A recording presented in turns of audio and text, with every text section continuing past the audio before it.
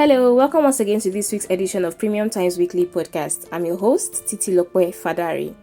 As the party primaries heat up this week, aspirants and their followers have been forced to either embrace gladness or disappointment. Former Vice President Atiku Abubakar emerged as the presidential candidate of the main opposition People's Democratic Party.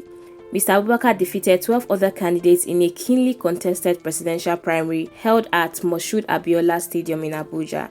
The PDP candidates said they are making another history. Nigerians have to ask, what is history?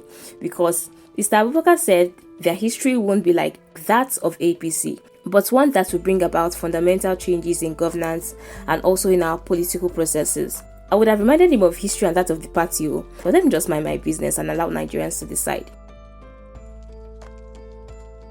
In Adamawa State, Mr. Abubakar's home state, a female senator, Aishatu Ahmad, popularly known as Binani, picked the governorship ticket of the ruling All Progressives Congress.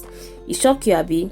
Hold your shock first. She defeated a former governor of the state, former chairman of the Economic and Financial Crimes Commission, and the member of the House of Representatives to clinch the ticket. Those who know Senator Binani said it's not surprising because she is a dominant, dynamic, forceful and influential politician. And in the next step, she will have to defeat incumbent Adamawa State Governor Amadu Fintiri to make history of being Nigeria's first female governor. On the other hand, a former Anambra State Governor and PDP presidential aspirant, Peter Obi, resigned from the opposition party and joined the Labour Party to realize his political ambition. Peter Obi was considered one of the top contenders for the party's presidential ticket, but he abruptly left the party just 3 days to his presidential primary election. Different reactions have showed his exit from the PDP, and many have hailed his defection while others condemned it and blamed him from running away from a good fight. May our labor not be in vain. Okay, so last week we discussed how Nigeria's anti-graft agency, the EFCC, arrested 3 public officials. This week, operatives of the EFCC arrested a presidential aspirant and former governor of Imo State, Rochas Okorocha.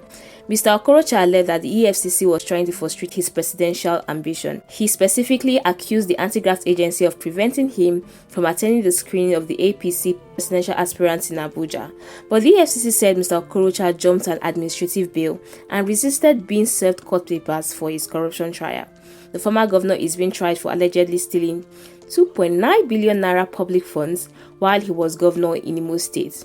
As usual, this edition was written by Kabir Yusuf. I am Titilope Fadari. See you next week, and do not forget, if you like this podcast, please share and favorite. And also visit www.premiumtimesng.com to catch the latest edition of this podcast series.